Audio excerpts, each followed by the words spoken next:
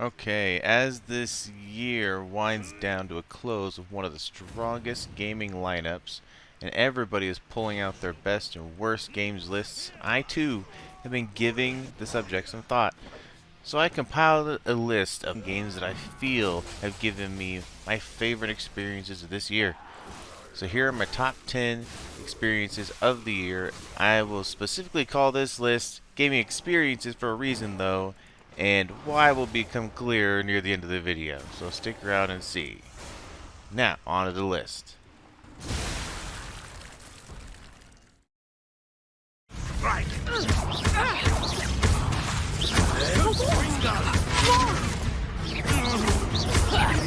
Let's see you survive that heat.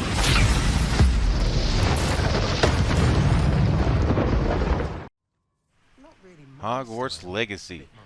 Oh man, was a little kid in me jumping for joy at the prospect of going through Hogwarts classes in an open world style game when this trailer dropped.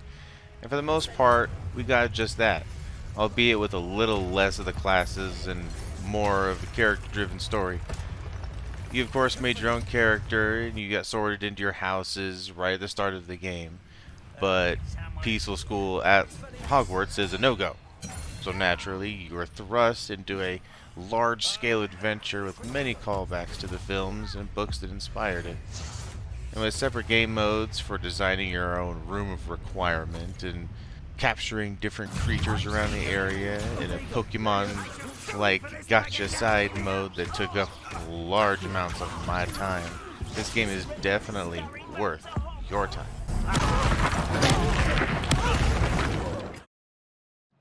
You boys are always a pleasure to cook for.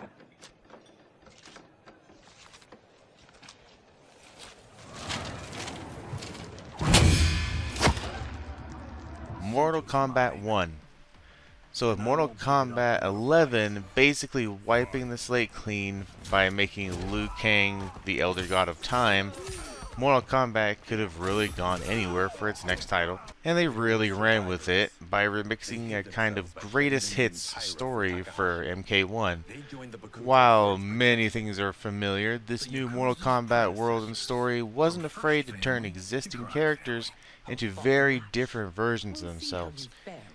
Instead of the hostile takeover by Shao Kahn from the original, Sindel now rules over Outworld in a mostly peaceful realm. And where we would traditionally follow Liu Kang and Kung Lao through their adventure, we now have Raiden and Kung Lao, since Liu is effectively in Raiden's original position. And these are just some examples of the changes to the world and story that really kept it fresh for me. And while I didn't think MK1 really passed 11, I still loved the combat, still love the customization, I still love playing MK1. And even on release, this game proves without a doubt that it is still awesome to be a Mortal Kombat fan.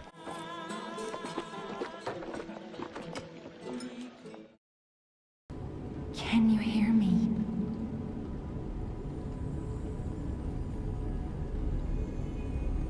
Geppetto's puppet. We need your help.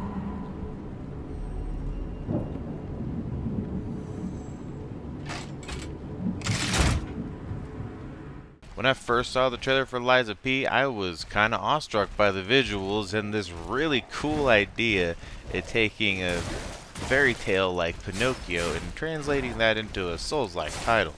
But I was not prepared for just how much this game felt like a passion project. From the strong attention to detail that made me feel like I had to search everything top to bottom. Flashy weapons that felt so good to swing into enemies. And a storyline that held my attention much more than I expected it to, and had characters I actually ended up caring about, and some very unique flares to this combat that helped set it aside from other Souls-like games in its genre. I am so happy I took the time to go through this whole game, and I hope the studio continues with this fairy tale Souls world, with the tease they gave us at the end. And it feels like these developers have a very good understanding of what makes a good Souls game.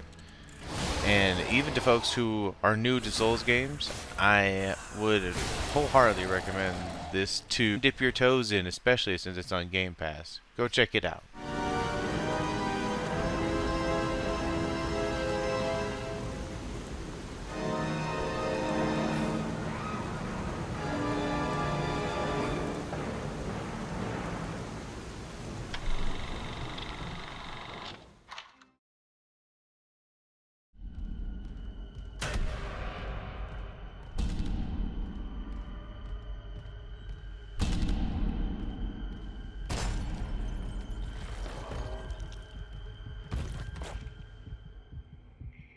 In space, nobody can hear you scream.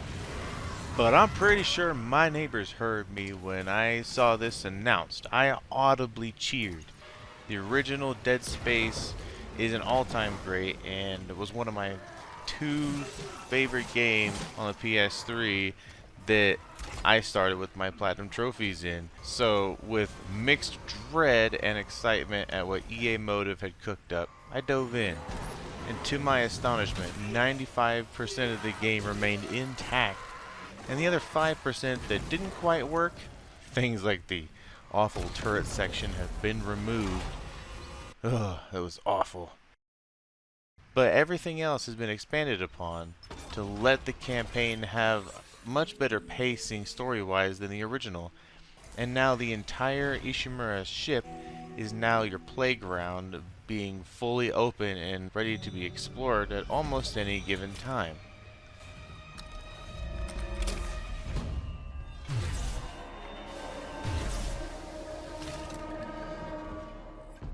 It is so close to the original vision. And Isaac this time is fully voiced by his Dead Space 2 and 3 voice actor, which also enhances this gameplay and the story, pushing it even further than the original. And now Isaac can actually sound like the engineer that he's supposed to be. And after all these years, stomping in necromorphs has never felt better. What a treat.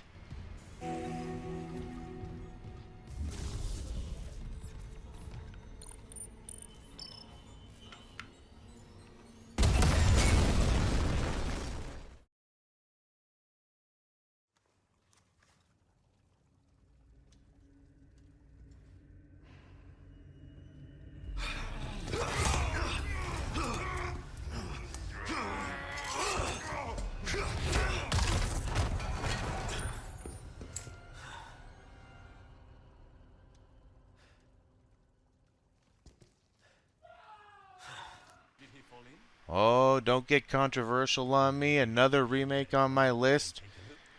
But oh boy, this was a big one. Resident Evil 4 is one of my most replayed games of all time. I have beat the original on every version I could ever get my hands on. GameCube, PS2, Wii, which is the best version, mind you, PS3, PS4, and even PC. So when RE4 Remake was announced, I was hyped to the moon and back. If I sounded like a bomb when Dead Space was announced, I went thermonuclear for this one.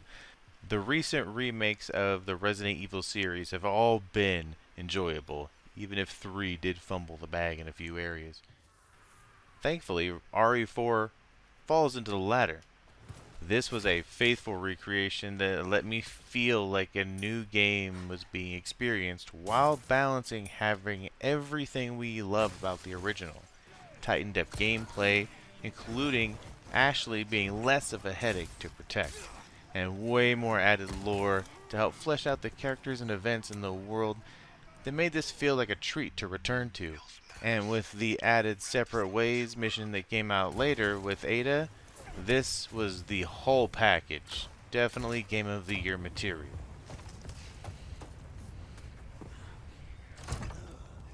No good.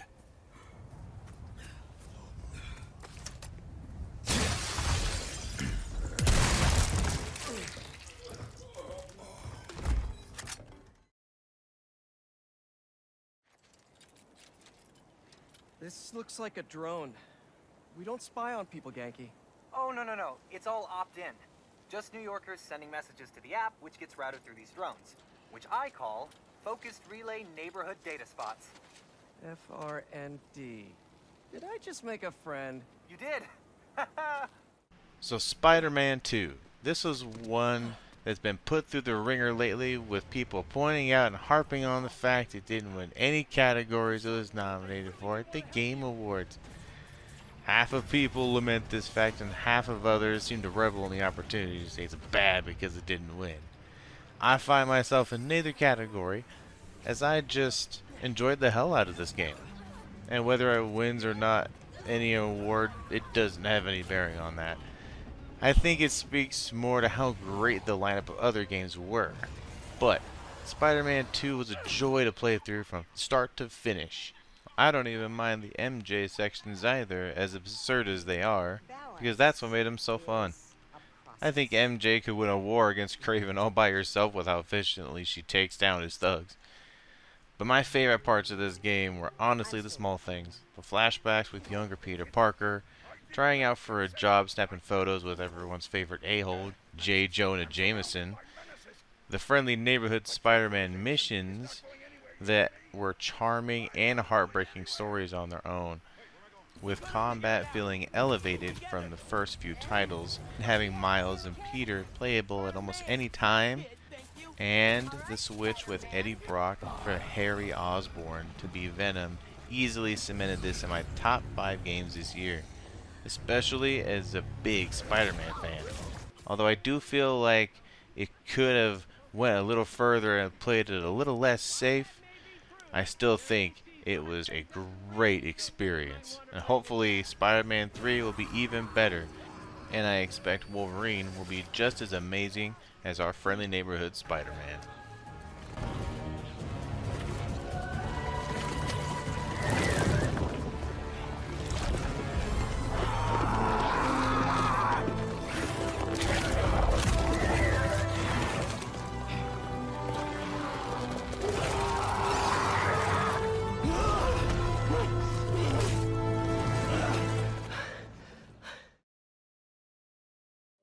全てを秘密にしたいのなら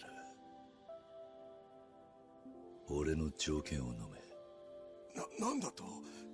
自分が何を言っているのか分かっているのか？やってみろ。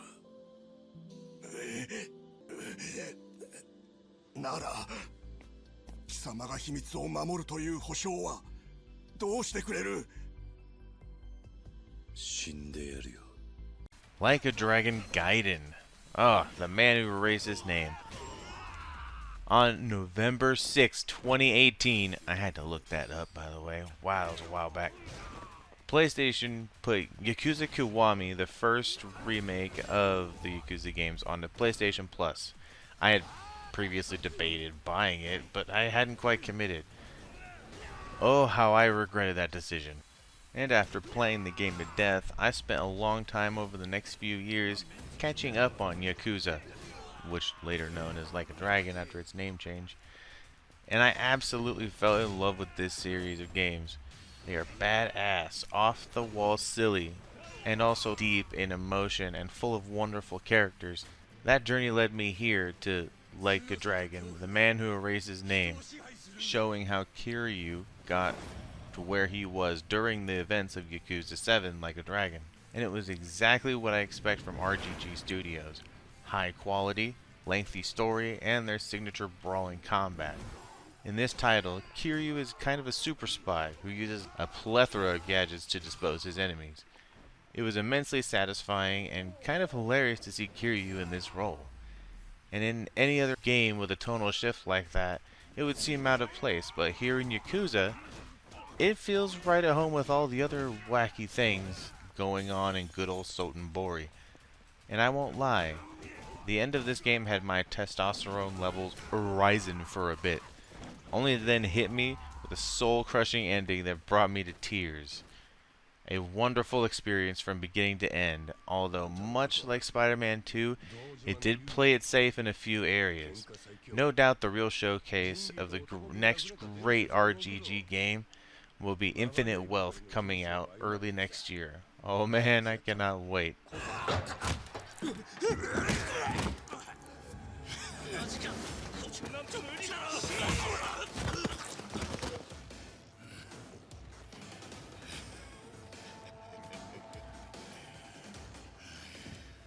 ハンデをやる必要はなさそうだな。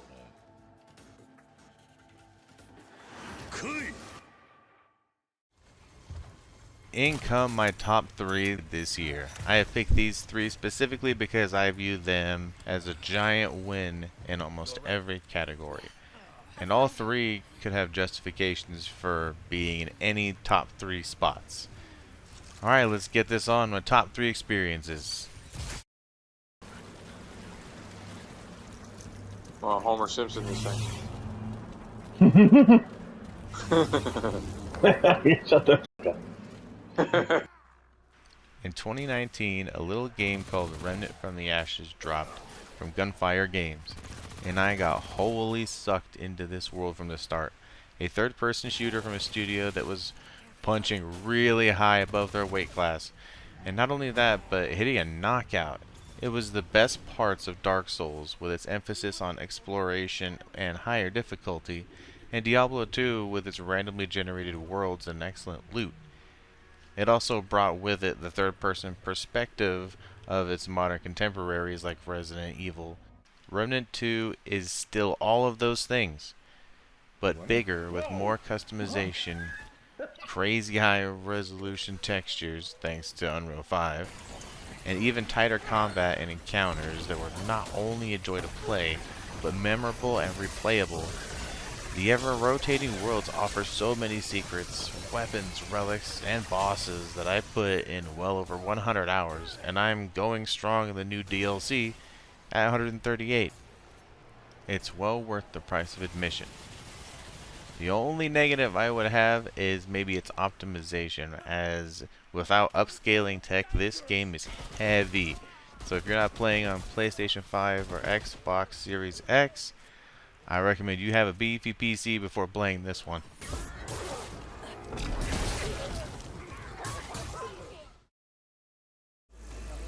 I know about the bomb ticking in your head. If I could disarm it now, I would in a heartbeat. You'll feel better any second now. V, something stinks here. Think she's fucking with the relic. How in the... All true, Johnny. But don't you fret. They're both safe. Nah, fuck Both off. of us on the biochip protocol at once can trigger shocks for V, like you just saw now. Gotta cut you off. What For your safety, for V's safety.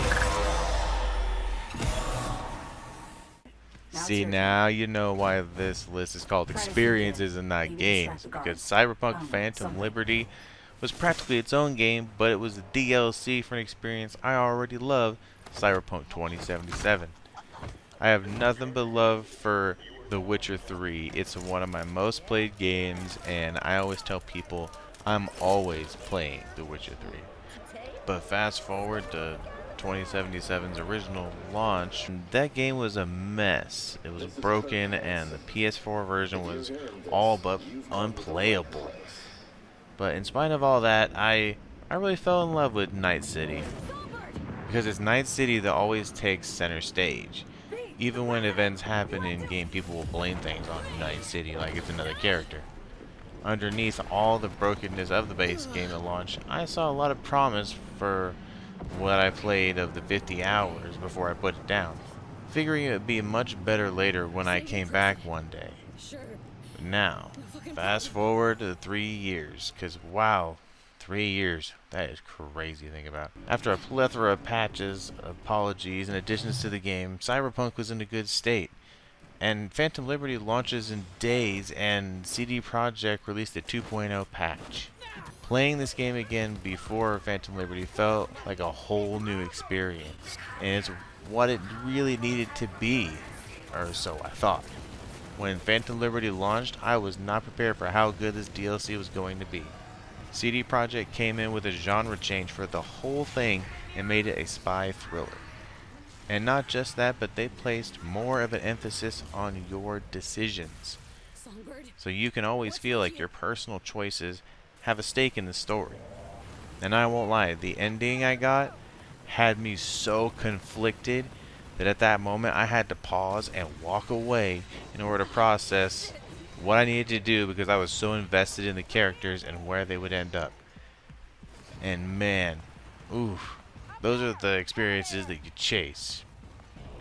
10 out of 10, go play it now. Myers, get in!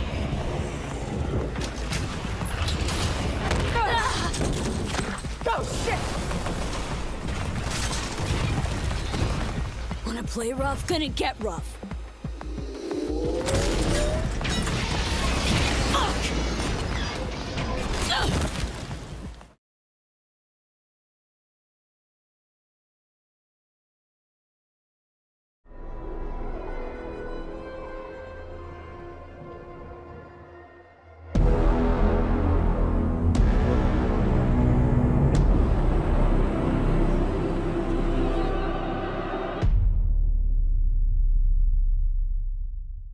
Oh boy, Allan Wake 2. So let's talk about it. So Allan Wake 2 was definitely my most anticipated title of 2023. I love the first and been wanting a sequel for some time, especially after finding all the connection and control Remedy's previous title. And that expansion was called the AWE expansion, which is easily deciphered as the Allan Wake expansion. Needless to say, excitement was through the roof to see what they were cooking up. Then fast forward to October 27th, and I so happily upgraded my PC's GPU because my old one would have cried. Allan Wake 2 has a strong case for the best looking game overall in 2023. The attention to detail is nuts, with new visuals like path tracing for lighting and global illumination. I can't recall a more realistic looking game, and that contrasted well with the supernatural themes that are central to the story. Playing as Saga Anderson, you start your adventure investigating a murder that is tied to a town of Bright Falls, which is also happens to be where Allan was last seen and disappeared. After a bit of investigating, you are set loose to find exactly what is happening in Bright Falls, as this little town seems to have a lot of dark secrets. Excuse me. After a bit, you are introduced to the Taken, which serve as your primary enemies while playing as Saga. These enemies are just like the enemies in the first game, except now they lose you when you're in light. The tension felt while walking through the forest areas in pitch black dark is crazy. At any moment you can be attacked and jumped by the Taken, or even roaming wolves that want a piece of you too. Playing as Saga was surprisingly fun, as I was initially skeptical about having dual protagonists. I wasn't sure if that would take the spotlight from Allan, and if that was going to affect the story in any kind of negative way. But all worries were really unfounded. After just a few minutes with her, I realized how wrong I was, and I can confidently say she is a great character and deserves to be right here, right alongside Allan in this adventure. But the meat and potatoes of this game is Allan's side of the story. Boy, does this game take a huge 180-degree turn when it comes to the type of game represented while playing as Allan. You see Allan trapped in the dark place for a very long time, forever trying to find a way out. The Dark Place's rendition of New York is both inviting in that sense of exploration kind of way, but getting around is another story entirely. Everywhere you go, there are shadows of people, some whispering about their death, some calling out for help to Allan, or even to tease him. And sometimes they are enemies in hiding. This creates a sense of unease and anxiety, as you never know which shadow is going to be an enemy and which is going to wisp away when you take an ill-advised shot at them, wasting precious ammo and resources. The shadows faded out. Until they didn't.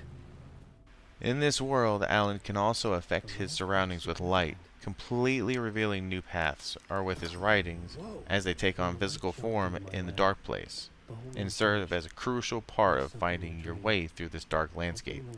Along with these, outside forces are also trying to manipulate reality through the dark place and prevent Allan's escape. And with that, I will hold off on talking any more plot details, as this is best experience for yourself, especially when it has, in my opinion, one of the most unique sequences in game history.